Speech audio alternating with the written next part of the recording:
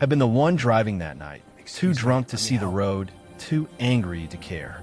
When the car crashed, he walked away with scratches. Alexandra lost her legs, her career, and the man she thought loved her. He took their shared bank account and disappeared, leaving her with medical bills she could not pay and a baby she would have to raise alone.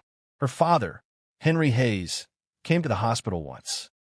He stood at the foot of her bed, his face carved from stone, and said, "You have shamed this family." He refused to acknowledge the grandchild she carried, cut off all support, and left her to face her new reality without him. Alexandra lost her job. Her friends stopped calling. She moved from her bright apartment to a cheap one-bedroom in a neighborhood where the heat barely worked and the elevator was always broken.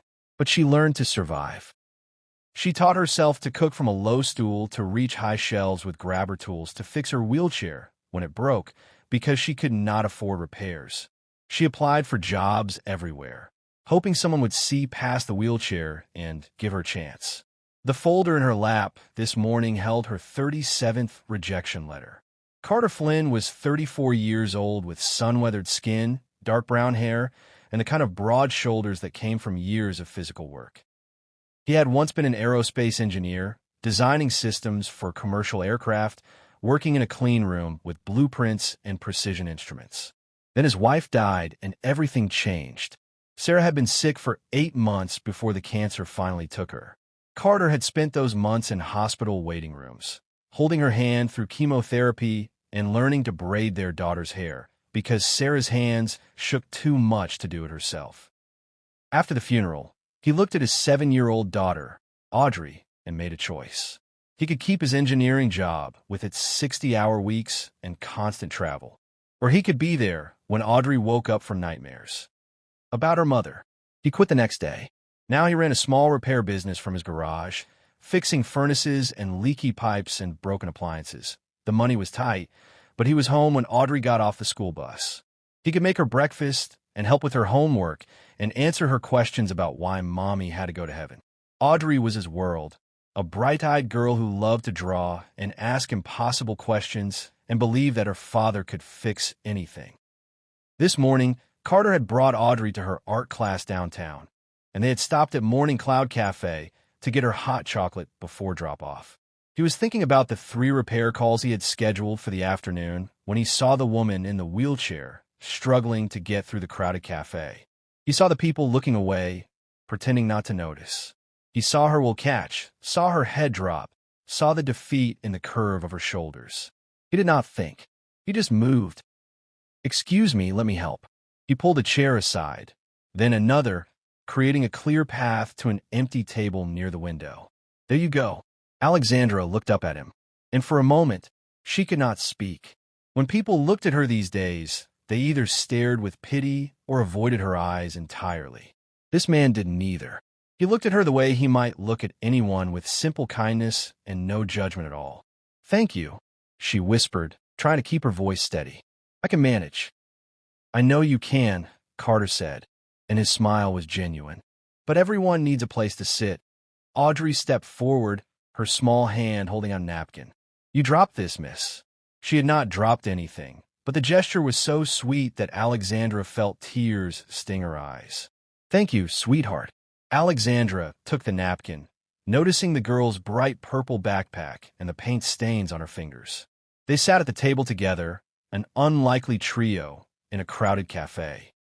Alexandra explained she was waiting for a job interview. Carter told her he used to work in aerospace but quit to raise his daughter.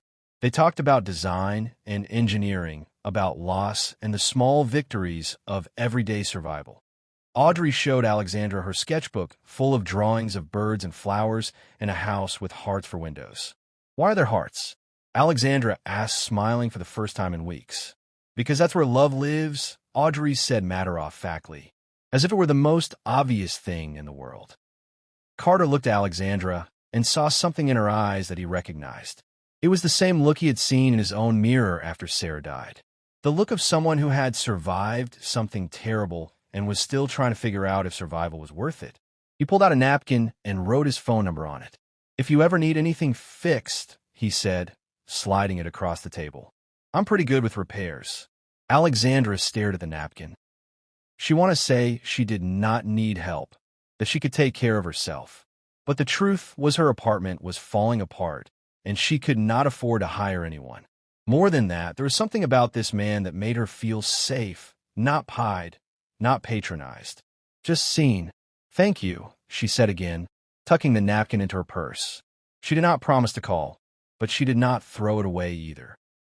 2 hours later, Alexandra sat in the reception area of Cascade Property Management, waiting for her interview. The office was modern and sleek with glass walls and minimalist furniture.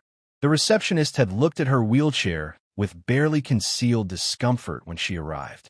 When the manager finally called her in, he spent exactly 4 minutes glancing at her resume before saying, "We really need someone who could be more mobile in this position." Alexandra felt the words like a slap. "I can do everything the job requires," she said, trying to keep her voice level. "I have 5 years of experience, and I'm sure you're very capable." The manager interrupted, already standing, "But we need to move in a different direction. Thank you for coming in." She left the building and sat in the rain, looking up at the tower where people with working legs and stable lives move from floor to floor, never thinking about how lucky they were. The rain soaked through her jacket. Her wheelchair squeaked as she turned toward the bus stop. She thought about going home to her empty apartment, to her nearly empty bank account, to the eviction notice she had received yesterday. When she got home, she tried to maneuver through the narrow doorway, but her will caught on the frayed carpet. She pushed harder, and the sudden movement threw her forward. She caught herself on her hands, but pain shot through her wrists. She sat on the floor of her apartment, looking at the high shelves she could not reach. The leaking faucet, she could not fix the pile of bills she could not pay. Her phone was across the room. She crawled to it, her pregnant belly making every movement awkward and exhausting. When she finally held in her hands, she saw the old napkin tucked into her phone case. Carter's number written in neat block letters. She stared at it for a long time. She had spent 2 years learning to do everything herself, refusing to ask for help, refusing to be a burden. But sitting on the floor of her broken apartment, 7 months pregnant and completely alone, Alexandra realized that survival was not the same as living. She dialed the number. Carter answered on the second ring. He was under a sink, wrench in hand, when he heard her voice. "I'm sorry to bother you," Alexandra said, and he could hear the tremor beneath her words. "I don't know if I should call, but I need help." He did not ask questions. He did not hesitate. "I'll be right there." He told his client he had an emergency, packed his tools, and drove through the rain to the address she gave him. 40 minutes later, he stood at her door, water dripping from his jacket, his tool bag in hand. The apartment was small and cold. Carter saw everything in a glance. The high cabinets, the broken faucet, the path blocked by furniture that had not been arranged for a wheelchair. He saw Alexandra sitting on the floor, trying not to cry, trying to maintain some dignity in a situation that had stripped her of so much already. He set down his tool bag and knelt beside her. "Let's get you up first," he said gently. He helped her back in her chair, his movements careful and respectful. Then he looked around the apartment. "Okay, if I make some changes," Alexandra nodded, not trusting herself to speak. For the next 3 hours, Carter worked. He lowered the cabinets she used most often. He fixed the dripping faucet and the loose doorknob. He rearranged furniture to create wider pathways. He installed grab bars in the bathroom and adjusted the height of her bed. He did not talk much, just worked steadily while Alexandra watched. Feeling something shift inside her chest, he did not treat her like she was helpless. He asked permission before moving anything. "Can I shift this table? Do you use this shelf? Where would you like this to go?"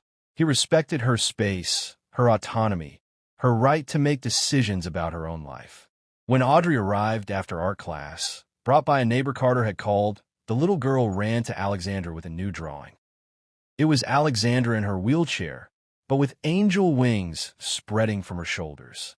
"What did you draw?" Alexandra asked, her voice thick. "You can fly," Audrey said simply. "I can see it. You're flying." Alexandra looked at this child, this wise little soul who saw past wheelchairs and limitations to something truer underneath. She looked at Carter, who was quietly cleaning his tools, who had dropped everything to help a stranger who treated her like a person instead of a problem. For the first time in 2 years, Alexandra felt something other than despair. She felt hope. When Carter was ready to leave, Alexandra stopped him. "Can you come back?" She tried to make it sound casual. "There's still the refrigerator that IT makes a weird noise." Carter smiled, seeing right through her excuse. Of course, and not just for the refrigerator. Over the next few weeks, Carter came by often. Sometimes to fix something, sometimes just to check in. Alexandra found herself looking forward to his visits, to the sound of his truck pulling up outside, to Audrey's chatter about her day at school. She found herself smiling more, sleeping better, thinking that maybe she could build something from the ruins of her old life. Then Lane came back. He appeared at her door on a Tuesday morning, wearing an expensive suit and a practiced expression of remorse. "Alexandra," he said, as if her name tasted sweet in his mouth. "I've been thinking about you, about us, about the baby." Alexandra felt her stomach turn. "There is no us. I know I made mistakes," Leon continued, his voice smooth as oil. "But I want to make it right. I want to be a father to our child. I want to take responsibility." Behind him stood another man, older with silver hair and a briefcase. "This is Clinton Rodas," Leon said. "He's a lawyer. He's here to help us figure out the best arrangement for the baby." Alexandra felt ice run down her spine.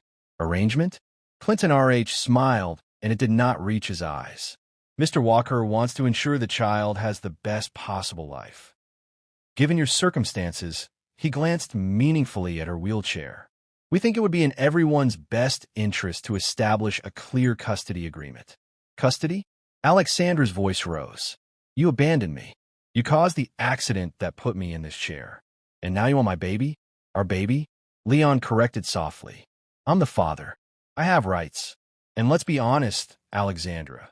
How are you going to take care of a child when you can barely take care of yourself?" The words hit like physical blows. Alexandra had spent months preparing to raise this child alone, reading books about parenting. From a wheelchair, setting up a nursery in her tiny apartment, learning to do everything one-handed while holding a baby. And now this man, the one who had destroyed her life, was threatening to take the one thing she had left. "Get out," she whispered. "We're not leaving until you look at our proposal," Clinton said, pulling papers from his briefcase. "We're offering you $50,000 to sign over custody. You can visit the child, of course, but primary custody would go to Mr. Walker and his family." I said, "Get out." Alexandra's voice broke, and she hated herself for it. Hated the tears that spilled down her cheeks. Hated the way they looked at her, with something between pity and contempt. Leon leaned in close. "You're just living in a slum. Who's going to believe you can be a mother? Think about what's best for the baby, not your pride." The door opened behind them. Carter stood there, having let himself in with the spare key Alexandra had given him. He took in the scene in an instant. Alexandra's tears, the lawyer's briefcase. Lane's smug expression. "She asked you to leave," Carter said quietly, but there was steel beneath the words. Leon turned, sizing Carter up with obvious disdain. "And who are you, the handyman? This is a family matter." "I'm someone who respects her," Carter said, "which is more than you ever did." He stepped forward, making his considerable size clear. "You need to go now." Clinton Rhodes straightened his tie. "We'll be back with a court order, if necessary. Mr. Walker has rights, and we intend to exercise them." He handed Alexandra a business card. "Think about our offer. $50,000 or a long, expensive legal battle you cannot afford." After they left, Alexandra sat shaking. Carter knelt beside her chair, his hands gentle on hers. "Don't sign anything," he said. "We'll find a real lawyer. We'll fight this." "With what money?" Alexandra asked bitterly. "I can't even afford to fix my toilet without help. How am I supposed to hire a lawyer to fight Lane and his family?" "We'll figure it out," Carter promised. But even as he said it, he felt a cold weight in his chest because he had recognized something about Lane Walker. The expensive suit, the confident smirk, the way he talked about the accident as if it were nothing. That night, Carter could not sleep. He sat at his kitchen table with his laptop, searching through news archives, following a thread of memory that would not let him rest. 3 years ago, there had been a drunk driving accident on the Morrison Bridge, a hit and run. The other car had been driven by a woman named Sarah Flynn, who died 2 days later in the hospital. The driver of the first vehicle had never been caught, but witnesses had reported a luxury sedan with damage to the front end. Carter pulled up the police report he had filed after Sarah's death. He looked at the photos of her car, the angle of impact, the description of the other vehicle. Then he searched for Leon Walker, found his business address, and scrolled through photos on the company website. There, in the parking lot behind Lyon's office, was a silver sedan with a barely noticeable repair to the front bumper. Carter's hands began to shake. He cross-referenced the dates. Leon's accident with Alexandra had happened 8 months after Sarah's death. The timeline fit. The vehicle matched. Leon Walker had not just destroyed Alexandra's life. He had destroyed Carter's, too. The next morning, Carter drove to Alexandra's apartment. She saw something different in his face, something dark and barely controlled. "What's wrong?" she asked. Carter sat down across from her and told her everything. He showed her the police reports, the photos, the evidence that Leon Walker was likely responsible for Sarah's death, as well as the accident that had left Alexandra paralyzed. As he spoke, Alexandra's face went white. "He killed your wife," she whispered. "Yes," Carter said. "And he's trying to take your child." They sat in silence, two people bound by grief and injustice, understanding that they were no longer just fighting for custody. They were fighting for justice itself. "What do we do?" Alexandra asked. "We go to the police," Carter said. "We get a real lawyer, and we make sure he pays for what he's done." He reached across and took her hand. "You're not alone anymore. We fight this together." Alexandra looked at this man who had pulled out a chair for a stranger in a café, who had fixed her apartment without being asked, who had opened his heart despite his own pain. She looked at him and understood that some connections go deeper than romance. Some bonds are forged in shared suffering and a refusal to let evil win. Together, she agreed. Carter found a legal aid organization called Justice for Victims, run by a young lawyer named Bridget Cole, who took their case immediately. Bridget listened to their story, reviewed the evidence Carter had compiled, and made a series of phone calls that set things in motion. She contacted the district attorney's office about Sarah's hit and run case. She filed a motion to challenge Lyon's custody claim. She gathered traffic camera footage, police reports, and medical records. Leon and Clinton Rhodes fought back hard. They hired a PR firm to plant stories in local media, suggesting Alexandra was mentally unstable. They claimed Carter was manipulating a vulnerable woman. They filed counter motions and demanded psychological evaluations. They tried to bury Alexandra and Carter in paperwork and legal fees, but they made one critical mistake. They underestimated what two people could do when they had nothing left to lose and everything to fight for. The court date arrived on a gray morning in late autumn. Alexandra sat in the courtroom, wearing the one professional dress she still owned, her wheelchair positioned at the plaintiff's table. Carter sat behind her, his hand on her shoulder. Audrey was with a neighbor, safe from the ugliness about to unfold. Leon walked in looking confident, Clinton Rhodes at his side. They had clearly expected this to be a quick proceeding, a formality before they got what they wanted. They had not expected Bridget Cole to be quite so prepared. Bridget presented everything. The timeline of the two accidents, the match between the vehicle description and Lyon's car, the repair records showing Leon had bodywork done on his sedan in the weeks after Sarah's death. The blood alcohol report from Alexandra's accident showing Leon had been legally drunk. The bank records proving he had stolen from their shared account. "Your Honor," Bridget said, her voice clear and steady. "Mr. Walker is not here because he wants to be a father. He's here because he wants to control the evidence. He wants to silence the woman who can testify about his drunk driving. He wants to ensure that the child born from his negligence can never speak against him." Clinton R.H. stood up, his face red. "This is a wild conspiracy theory. My client has every right to." "Your client," Bridget interrupted, "is a murderer." The word hung in the air. People in the gallery gasped. The judge leaned forward.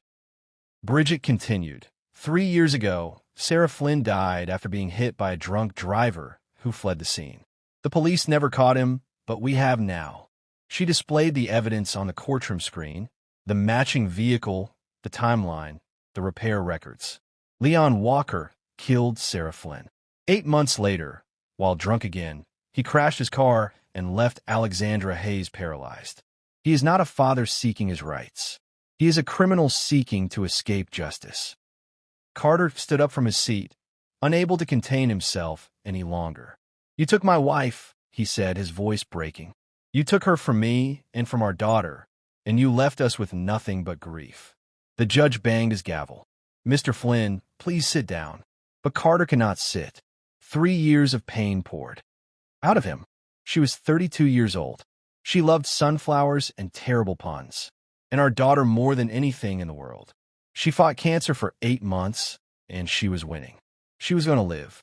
And then you got drunk and drove your car into hers and killed her. Leon's confident mask cracked. "I didn't. I never." He looked at Clinton Rhodes desperately. "This is all circumstantial. They have no proof, but they did have proof." The police, armed with new evidence, had obtained a warrant to search Lane's property. They found the original bumper from his car, which he had kept in his garage, and it still had traces of paint from Sarah's vehicle. DNA testing on fabric caught in the damaged bumper matched Sarah's clothing from the night she died. The courtroom erupted. The judge called for order. Leon tried to leave, but baifs blocked the doors. Within minutes, he was read his rights and arrested not just for drunk driving, but for vehicular manslaughter and hit and run, resulting in death. As they led him away in handcuffs, Lane looked back at Alexandra. For the first time, she saw fear in his eyes. Instead of contempt, she felt no satisfaction, only a deep, tired relief that it was finally over. But the most surprising moment came when the courtroom doors opened and an older man walked in. Henry Hayes, Alexandra's father, stood at the back of the room with tears running down his face. He had heard about the trial from a friend at the courthouse. He had come to see what had become of his daughter. "Alexandra," he said, his voice rough with emotion. "I was wrong. I was so wrong." He walked forward slowly, uncertain of his welcome. "I let my pride matter more than my child. I abandoned you when you needed me most. Can you forgive me?" Alexandra looked at the father who had called her a shame to his family, who had cut her off and left her to struggle alone. She could have turned him away. She had every right to refuse him. But as she looked at his grief-stricken face, she understood something important. Forgiveness was not about forgetting or excusing. It was about releasing the poison that hatred breeds. "Yes," she said quietly, "I forgive you." Henry Hayes dropped to his knees beside her wheelchair and wept. "I'll make it right," he promised. "However long it takes, I'll make it right." The judge cleared his throat. "In light of these revelations, I am denying Mr. Walker's petition for custody. Full parental rights remain with Miss Hayes." He looked at Alexandra with something like respect. "You have shown remarkable courage. I wish you and your child all the best." Outside the courthouse, the press had gathered, drawn by the dramatic nature of the case. Alexandra gave a brief statement, her voice steady. "This was never about money or revenge. This was about protecting my child and finding justice for a woman I never met, but whose husband showed me what real strength looks like." She glanced back at Carter, who stood behind her with his daughter. The settlement from Lyons Insurance, combined with the restitution ordered by the court, gave both Alexandra and Carter financial stability for the first time in years. Henry Hayes sold his large empty house and moved into an apartment near Alexandra. He spent his days learning to be the father and grandfather he should have been all along. Alexandra used part of her settlement to open a small design studio specializing in accessible interior design for people with disabilities. She hired Carter as her technical partner. Combining her design vision with his engineering expertise, they created furniture that was beautiful and functional, spaces that worked for bodies that moved differently, homes that did not make people feel like burdens. Their partnership was professional at first, but something deeper was growing between them. They had been through hell together and come out on the other side. They understood each other's pain. They had seen each other at their worst and there. Best, the love that developed was not the wild, passionate kind that burns hot and fast. It was the steady, enduring kind that survives storms. Audrey loved Alexandra from the beginning. She brought her drawings, asked questions about the baby, and started calling her Miss Alex. Then, just Alex. Carter watched his daughter's face light up around this woman and felt something in his chest both break and heal at the same time. Sarah would have liked Alexandra. He thought she would have wanted him to find someone who understood loss and chose joy. Anyway, one evening as they worked late in the studio, Carter reached across the drafting table and took Alexandra's hand. "I need to tell you something," he said. Alexandra looked up, heart suddenly pounding. "When I pulled out that chair in the cafe, I thought I was just being polite." Carter said, "I didn't know I was pulling out a chair for the person who would change my life, who would give me a reason to believe in second chances." He took a breath. "I love you, Alexandra. Not because I feel sorry for you or because we went through something difficult together. I love you because you're strong and kind, and you make terrible jokes, and you let Audrey paint your wheelchair pink last week, even though I know you wanted to say no." Alexandra laughed through tears. "It is very pink, extremely pink." Carter agreed, smiling. "Will you let me be part of your life? Really part of it? Not just as a friend or a business partner, but as someone who wants to wake up next to you and raise kids together and fix broken faucets at 2 in the morning." "That's the most romantic thing anyone has ever said to me," Alexandra said. And she meant it, because it was not about grand gestures or perfect words. It was about choosing to show up every day for all the messy, difficult, beautiful moments of real life. "Is that a yes?" Carter asked. "That's a yes." 2 months later, Alexandra gave birth to a baby boy they named Finn. Carter was there for the whole thing, holding her hand through contractions, cutting the umbilical cord, cradling the baby with the expertise of someone who had done this before. Audrey, allowed into the room after Finn was cleaned up, kissed her new brother on the forehead and whispered, "Hi, Finn. I'm your big sister. I'll teach you how to draw." Henry Hayes stood in the corner, tears streaming down his face, holding a stuffed elephant he had bought from the hospital gift shop. "Thank you," he said to Alexandra. "Thank you for letting me be here." Alexandra looked at her father, at Carter, at her children, at this family that had been built from broken pieces. "Thank you for coming back," she said. 6 months after Finn was born on a bright Saturday morning, Carter loaded everyone into his truck and drove to Morning Cloud Café. It was the first time Alexandra had been back since that rainy day when a stranger had pulled out a chair and changed everything. The cafe looked exactly the same.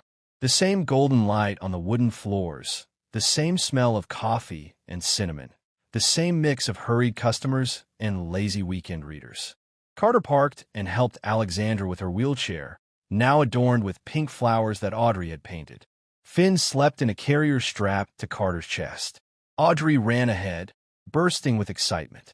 When they entered, a few people glanced over, then went back to their drinks. But Audrey would not let them be ignored.